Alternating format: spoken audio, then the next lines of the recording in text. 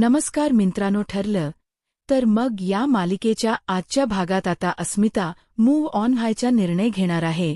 म्हणजेच अस्मिताला आता सचिनची सगळी कारस्थान समजलेत आणि त्यामुळे तिला आता या सगळ्या लफड्यांमध्ये अडकून नाही राहायचंय. तिला आता स्वतःची सुटका करून घ्यायची आहे आणि यासाठी तिने चैतन्याची मदत घेतलेली. चैतन्याने आता तिला चांगलंच आता बूस्ट केलेलं आहे. चैतन्याने तिला एवढं सगळं सांगितल्यामुळेच आता तिने चैतन्याच्या बोलण्याचा विचार करून सचिनला सोडण्याचा निर्णय तिने घेतलेला आहे. नेमकं कसं काय तेच आपण या भागामध्ये पाहणार आहोत, तर व्हिडिओ शेवटपर्यंत नक्कीच बघा. व्हिडिओला प्रथम पाहत आहे तर लाईक करायला विसरू नका, चॅनलला सबस्क्राईब करायलाही विसरू नका. चला तर मग भागाला सुरुवात करूया. सगळ्यात आधी आपण पाहतो चैतन्याने सांगितलेलं असतं, त्यामुळे अस्मिताला सगळ्या गोष्टी समजतात की आपण आतापर्यंत आपले आई बाबा अर्जुन सायली सांगत होते त्यावर विश्वास ठेवला नाही, पण आता डायरेक्ट आपण अर्जुन सायलीला सांगायचं नाही किंवा आईबाबांना सुद्धा आपण आधी स्वतः या सगळ्याची खात्री करून घ्यायची. तिला तर हे माहिती असतं की हा साक्षीच्या मागे अजूनही दिवाना आहे. साक्षीसाठी तो काही करतोय कारण का साक्षी त्याला पैसे देते. म्हणूनच आता ती ठरवते की सचिन जेव्हा घराबाहेर पडेल तेव्हा त्याचा पाठलाग करायचा आणि त्याचा पाठलाग केल्यानंतरच आपल्याला सगळ्या गोष्टी कळतील, हेही तिला आता माहिती होतं. आणि म्हणूनच आता जेव्हा ती त्याचा पाठलाग करते ना, तेव्हा तिला दिसतं की तो एका मुलीला किडनप करून ठेवलेला आहे त्याने. कारण जेव्हा सचिनच्या ती पाठलाग करते तेव्हा सचिन त्या मुलीकडे गेलेला असतो जी वकिलाची मुलगी असते. त्या वकिलाच्या मुलीलाच किडनप करून त्याने ठेवलेलं असतं. का तर त्याने सांगितलेलं असतं की जोपर्यंत तू माझी केस घेत नाही, महिपची सुटका करत नाही, तोपर्यंत तुझी काही सुटका आम्ही करून देणार नाही. आणि म्हणूनच आता तोपर्यंत त्या मुलीला स्वतःकडे डांबून ठेवायचा निर्णय त्याचा असतो आणि म्हणूनच त्या मुलीला खाऊ पिऊ द्यायचं असतं. पण त्या मुलीला पूर्णपणे बांधलेलं असतं आणि हे सगळं काही अस्मिता लांबूनच पाहते. अस्मिताला हे सगळं बघून धक्काच बसतो. तिच्या पायाखालची जमीन सरकते.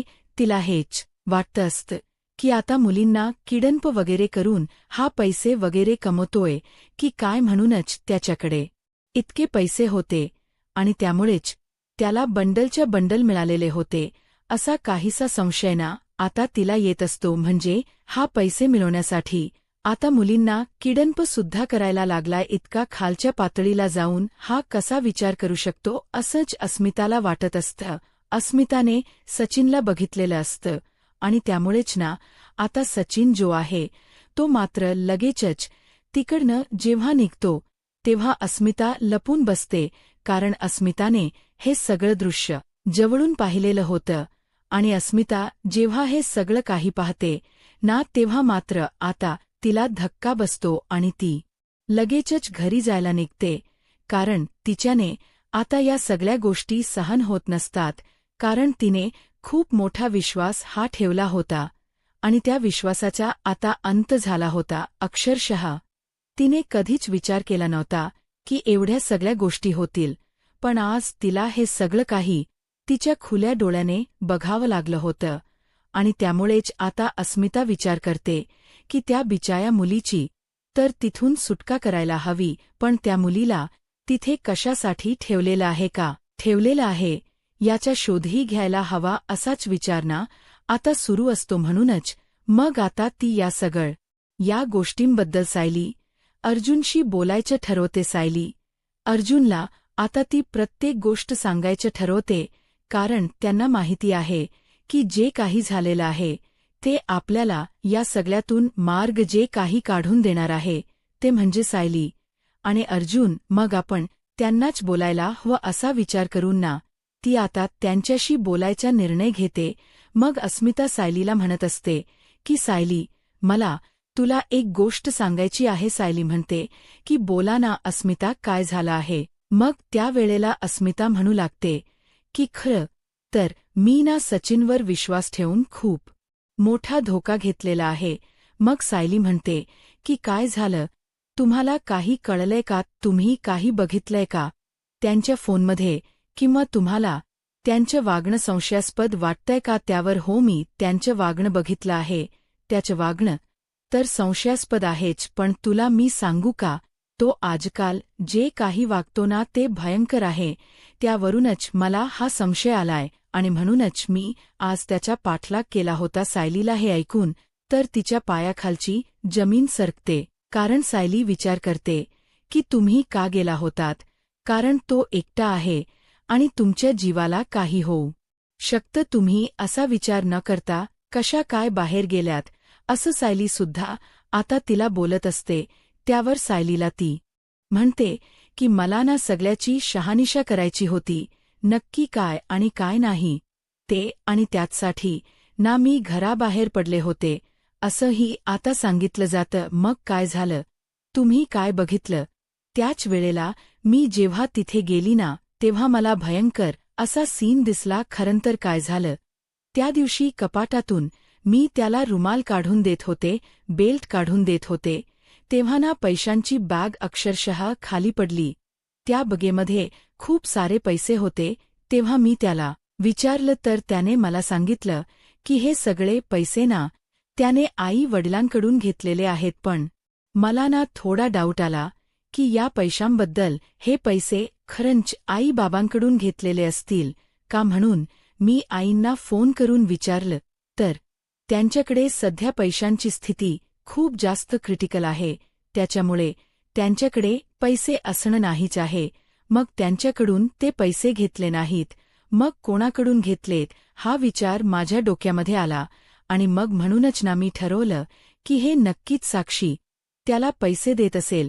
पण मला या सगळ्याची स्वतः खात्री करायची होती, म्हणून मी त्याच्या मागे गेले. जेव्हा मी त्याच्या मागे गेले ना तेव्हा मात्र मला एक भयंकर असं सत्य कळलं की त्याने एका मुलीला डांबून ठेवलेलं आहे.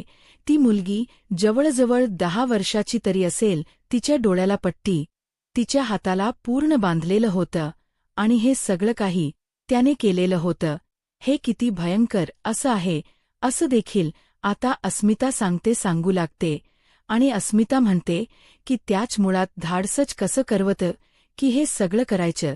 त्याला हे नाही आठवलं का की आपलाही मुलगा आहे आणि हे सगळं कशासाठी करतोय तो? पैशांसाठी इतक्या खालच्या स्तराला गेलाय तो. असंही आता इकडे असणारी अस्मिता बोलत असते. त्यावर आता सायली आणि अर्जुन ठरवतात की ती मुलगी कोण आहे, त्या मुलीची सुटका करायची, कारण ती मुलगी काही झालं तरी खूप मोठ्या संकटात अडकलेली आहे. तिला वाचवायचा हाच निर्णय सायली आणि अर्जुनचा असतो. त्यामुळे सायली आणि अर्जुन दोघंही जण बसून आधी प्लॅनिंग करतात आणि अस्मिताने त्यांना ठिकाण सांगितलेलं असतं. त्या ठिकाणावर त्या लोकांचं जायचं ठरतं, कारण त्यांना असं वाटत असते की तिथे जाऊन आपण सगळ्या गोष्टी नीट बघायला हव्या. सगळ्या गोष्टी जेव्हा आपण नीट बघू तेव्हाच आपल्याला सगळ्या गोष्टी कळणार आहे, हे सुद्धा ठरवलेलं असतं. म्हणून सायली, अर्जुन जे आहे ना ज्या मुलीला तिथे ठेवलेलं असतं ना त्या लोकेशनला जाऊन पोहोचायचं ठरवतात, कारण त्यांना त्या मुलीची काळजी वाटत असते. त्या मुलीचं अपहरण तर झालेलं आहे, पण त्या मुलीच्या आई वडिलांकडून किती पैशांची मागणी केलेली असेल ही कुठेतरी गोष्ट ना त्यांच्या मनामध्ये शिजत असते. आणि म्हणूनच ते दोघेही जण जे आहे ते आता गेलेले असतात. आणि दोघेही जण जेव्हा जातात ना तेव्हा मात्र त्या मुलीला बघतात, तर त्या मुलीला बघून त्यांच्या डोळ्याला पट्टी बांधलेली असते. त्या मुलीच्या डोळ्याची पट्टी आधी सायली आणि अर्जुन काढून टाकतात.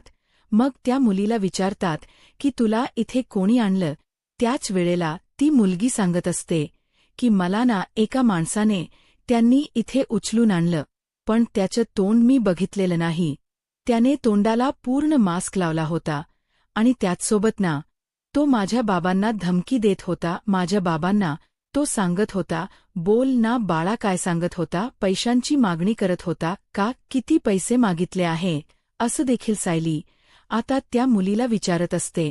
त्यावर मात्र आता ती मुलगी सांगते की नाही, पैशांची मागणी ते करतच नव्हते. त्यांना ना कोणीतरी केस लढायची होती आणि त्या केस लढण्यासाठीच त्यांनी माझ्या पप्पांना ना सांगितलं होतं. अक्षरशः माझ्या पप्पांना सुद्धा ती लोक धमकवत होते आणि त्यासाठी मला इथं बांधून ठेवलेलं आहे. म्हणजे कोणती केस काय केस याबद्दल सचिनने काय केलं असेल या गोष्टींना आता सायली अर्जुनला कळत नसतात. पण त्या मुलीने ज्या काही गोष्टी सांगितलेल्या असतात ना त्यावरून मात्र आता सायली अर्जुनला संशय येतो की नक्कीच काहीतरी मोठं गुपित आहे जे की भयंकर असं आहे. मग त्यांना असं वाटतं की हे साक्षी रिलेटेडच असणार आहे कारण तो साक्षीशीच बांधलेला आहे. मग साक्षीसाठी तो काही करतोय का हे विचारणा डोक्यामध्ये येत असतात आणि म्हणूनच ना दुसरीकडे आता पाहायला मिळतं की त्याने सांगितल्याप्रमाणे सायली अर्जुनने त्या मुलीची सुटका केलेली असते. पण आता त्या मुलीची सुटका करून त्या मुलीला तिच्या वडिलांपर्यंत त्यांना पोहोचवायचं असते आणि तिचे वडील कोण आहे हेही जाणून घ्यायचं असतं. म्हणूनच आता अर्जुन आणि सायली त्या मुलीची सुखरूपपणे तिथून सुटका करतात का तर त्यांना आता त्या वडिलांकडे तिला सुपूर्द करायचं असतं. कारण शेवटी बापही आपल्या मुलीसाठी काही करायला तयार असेल. मग आता त्यांनी कोणाची केस घेतली आहे काय आहे या सगळ्या गोष्टी सुद्धा बघायला हव्यात ना. म्हणून सायली अर्जुन तिच्या वडिलांकडे जातात आणि जेव्हा ती आपल्या वडिलांना पाहते ना तेव्हा जाऊन घट्ट मिठी मारते आणि त्याच वेळेला बाळा तू आलीस का असं देखील ते म्हणून ती सुद्धा तिला जवळ घेतात. मग आता तो वकील जो आहे तो अर्जुनला ओळखत असतो. अर्जुनला बघितल्यानंतर त्याला आता थरथरायला होतं. अर्जुन विचारतो की नेमकं प्रकरण काय आहे. तुमची मुलगी खूप मोठ्या संकटात होती पण मी तिची सुटका करून आणलेली आहे.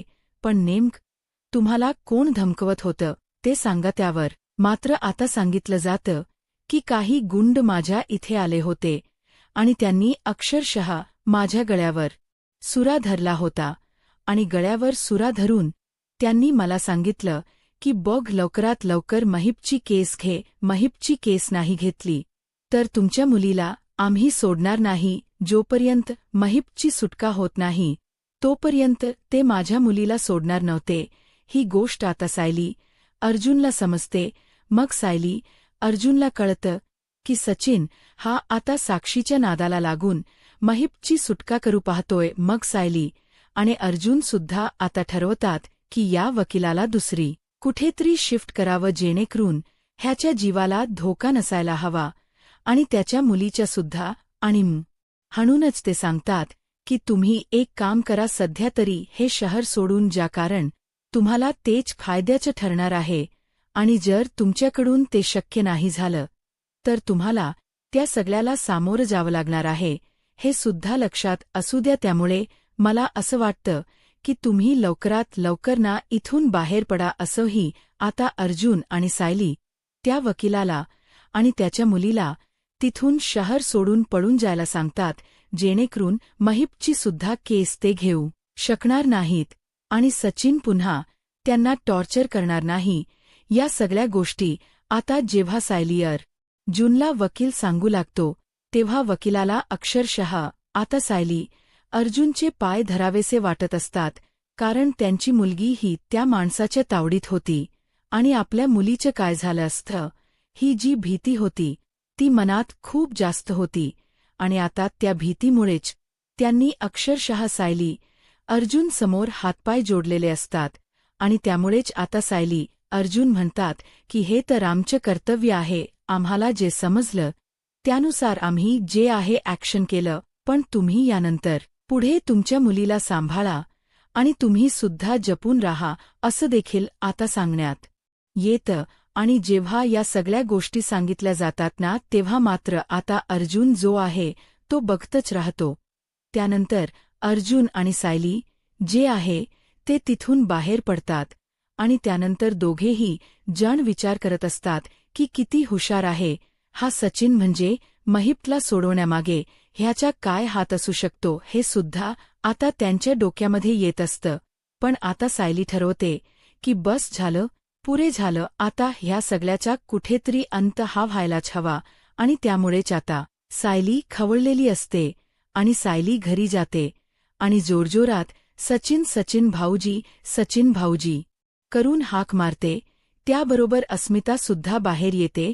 मग आता अस्मिता हिला माहितीच असतं की सायलीला नक्कीच काहीतरी पुरावा लागला असेल आणि म्हणूनच तिने आता सचिनचं भांड खोडायचं ठरवलं असेल आणि म्हणूनच ती हाक मारत असेल.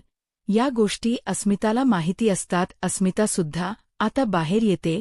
मग आता सायली अर्जुनला विचारलं जातं की नेमकं काय झालं आहे. कल्पना विचारत असते. मग त्याच वेळेला सायली अर्जुन म्हणतात की 1 मिनिट थांबा आई, तुम्हाला कळेलच. आणि जेव्हा सचिन समोर आलेला असतो तेव्हा मात्र इथे सायलीचं डोकं फिरलेलं असतं. कारण सायलीला प्रचंड राग येत असतो. सायली आता बघून घेते आणि जोरातच त्याच्या कानाखाली वाजवून देते.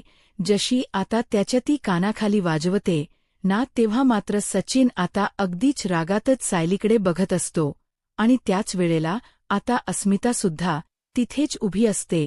तर अस्मिता ही आता मोठं भांड खोड करत म्हणत असते की तुझी ना हीच लायकी आहे. घरातले सगळेजण मला बोलत होते की तू मला फसवतोस, पण मी एकटी तुझ्यावर विश्वास ठेवला. या सगळ्या नाटकाला मी खसले. पण इथून पुढे तुला वाटत असेल की मी फसेन तर हा तुझा चुकीचा समज आहे. तू माझ्यासोबत जो काही खेळ मांडला आहेस ना तो आता तुझा उठलेला आहे, समजलं ना. कारण आता तुला असं वाटत असेल की या सगळ्यामध्ये मी अडकेन, तर हा तुझा भ्रम आहे असं देखील सांगितलं जातं. कल्पनाला हे सगळं बघूनच धक्का बसलेला असतो. कल्पनाला आधीपासून माहिती असतं की हा कितीही काही झालं बोलत असेल की सुधारला आहे, पण हा काही केल्यास सुधारणार नाही हेही माहिती होतं.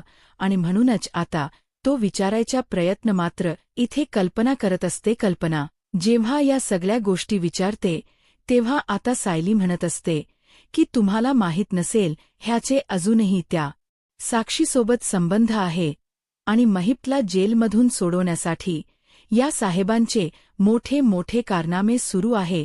वकिलाच्या मुलीला माहिती असतात की ही कितपर्यंत पोहोचलेली आहे ते. त्यामुळे आता तो जेव्हा प्रियाला तिकडून घालवून देतो तेव्हा आता त्याने गाडीमध्ये जो काही कॅमेरा ठेवलेला असतो ना त्यामध्ये आता या सगळ्या गोष्टी रेकॉर्ड झालेल्या असतात आणि त्यामुळे त्याच्या हातात एक मोठा पुरावा असतो.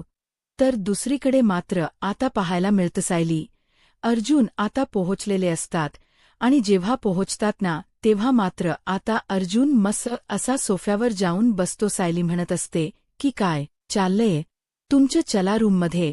पण अर्जुन म्हणतो की ये ना बायको जरा बस ना. ब्याच दिवसांनी आता किडनप करायचं, वकिलाला टॉर्चर करायचं, हे असं काहीच गुंडागिरीचं काम या सचिन महोदयांचं सुरू आहे. आणि जेव्हा या सगळ्या गोष्टी सगळ्यांसमोर खुलासा करून सायली अर्जुन सांगू लागतात ना तेव्हा मात्र आता अस्मिताला सुद्धा समजतं. अस्मिताला एवढे दिवस वाटत होतं की ह्याने एका मुलीला किडनप केलं आहे, तर का तर पैशांसाठी. पण या सगळ्या गोष्टी अस्मिताला समजतात ना तेव्हा अस्मिता आता या सगळ्याचा एंड करायचं ठरवते. अस्मिताने आता डिव्होर्स पेपर्स जे आहे ते रेडी केलेले असतात.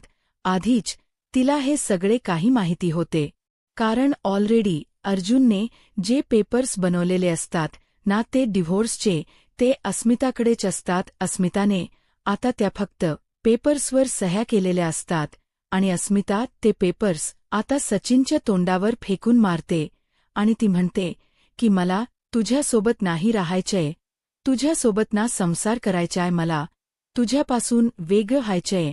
आताच्या आता या पेपरवर सह्या कर आणि मला मोकळं कर, कारण तुझ्या या सगळ्या गोष्टींमध्ये मला अडकून बसायचं नाहीये असं देखील आता सांगितलं जातं.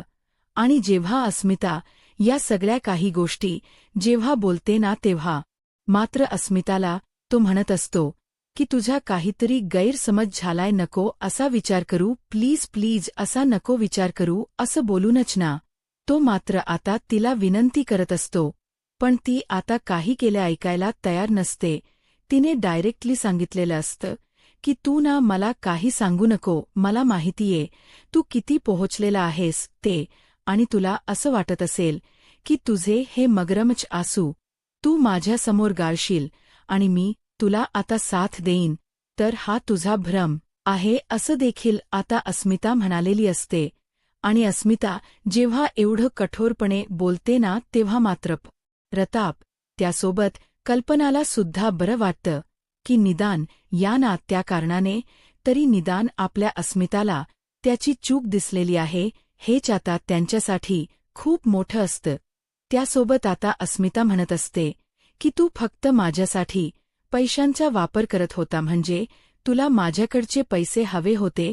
जेव्हा तुला माझ्याकडून पैसे मिळायचे बंद झाले तेव्हा तू पुन्हा त्या साक्षीकडे गेलास. फक्त माझ्याकडे सुद्धा काही पैशांसाठीच तू आलेला होतास आणि एवढंच तू नाटक करत होतास हे मला माहिती आहे. आणि मला ना तुझ्यासोबत नाही जगायचं. आणि तुला काय वाटलं की तुला मी त्या बाईसोबत सुखाने जगून देईन, तर हा आहे नाही ना. त्या साक्षीला सुद्धा पोलिसांच्या स्वाधीन केलं. तर बघ, असं देखील चिडलेली अस्मिता बोलते. दुसरीकडे अर्जुनला आता तर कळलेलं असतं की जी शांता आहे तिच्या रूमवर अतिक्रमणाची जप्ती आलेली आहे. पण हे सगळं काम जे आहे ते प्रियाने केलेलं होतं. पण अर्जुनही यामध्ये हुशार होता. अर्जुनला जेव्हा कळतं की शांताच्या घरावर जी नोटीस लावली गेलेली आहे आणि त्यामुळेच ना आता तो लगेचच शांताच्या घराकडे जातो.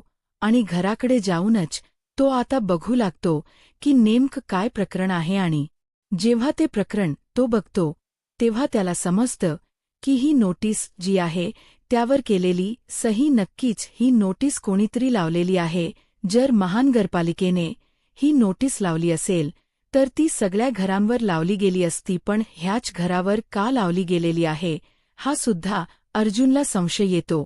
आणि म्हणूनच आता अर्जुन हा शांताला घेऊन महानगरपालिकेच्या ऑफिसमध्ये जातो, कारण शेवटी ते शांताचं घर होतं आणि तिला सोबत घेऊन जाणं गरजेचं होतं. महानगर ऑफिसमध्ये गेल्यानंतर तिथे आता कळतं की आम्ही अशी कोणत्याच प्रकारची नोटीस लावलेली नाहीये, ही नोटीस बनावट आहे हे सुद्धा कळलेलं होतं. मग अर्जुनच्या लक्षात येतं की हे सगळं काम नक्कीच प्रियाचं असू शकतं. पण प्रियासुद्धा आता अर्जुन घराबाहेर पडल्यावर त्याचा पाठलाग करण्यासाठी बाहेर पडलेली असते, कारण तिलाही कुठेतरी डाऊट येत असतो. म्हणजे शांताला तिला शोधायचं असतं आणि हीच लोक कुठे नेमकं जातात हे सुद्धा नेहमीप्रमाणे तिला पाहायचं असतं. पण जेव्हा आता अर्जुनला कळलेलं असतं की ही सगळी नोटीस खोटा आयडिया आहे आणि त्यामुळे आता शांताला पुन्हा तिचं घर अर्जुनने मिळवून दिलेलं असतं, मात्र प्रियाचा हा प्लॅन सुद्धा आता फ्लॉप झालेला होता. आता पुढे काय होईल हे पाहायला आत्ताच माझा महाराष्ट्र या यूट्यूब चॅनलला सबस्क्राईब करा. धन्यवाद.